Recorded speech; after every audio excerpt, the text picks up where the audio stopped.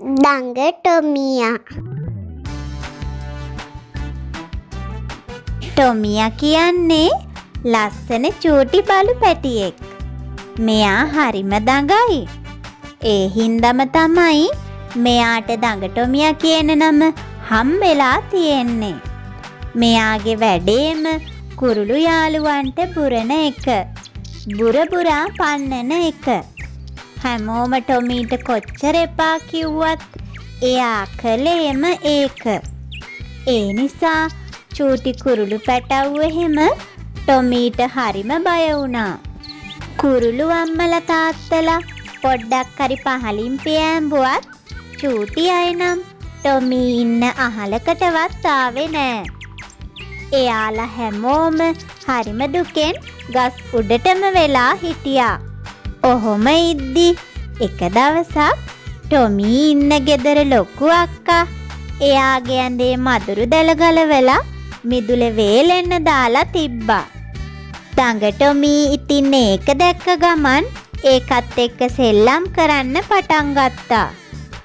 හිතුවේ නැති විදිහට ටොමී මදුරු දැලේ පැටලෙවුණා. කොච්චර උත්සාහ කරත් ගැලවෙන්න අමාරුයි. අතපය පැටලිලා ටොමීට හරියට රිදෙන්න ගත්තා. එයා එතන ඉඳන් කෙඳිරි ගගා උදව් ඉල්ලුවා.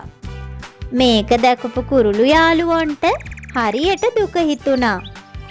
එයාලා හැමෝම ගස්වලින් පහලට ඇවිත් ටොමීට උදව් කළා මදුරු දැලෙන් ගැලවෙන්න.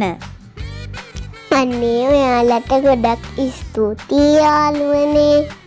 මං ඔයාලට කරදර කරත් ඔයාලා අද මට උදව් කළා. ඒකට කමක් නෑ ටොමී. අපි ඔයත් එක්ක තරහ නෑ. අපි හැමෝම අද ඉඳන් හොඳම යාළුවෝ වෙමු.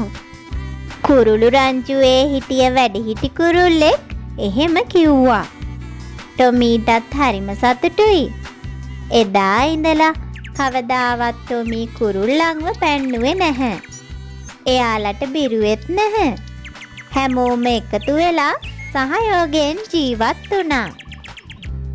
මගේ දුවේ පුතේ, මේ කතාවෙන් පුංචි ඔයාලට ගන්න තියෙන උපදෙස තමයි අපිට කවදා හරි හැමෝගෙම උදව් ඕනේ වෙනවා.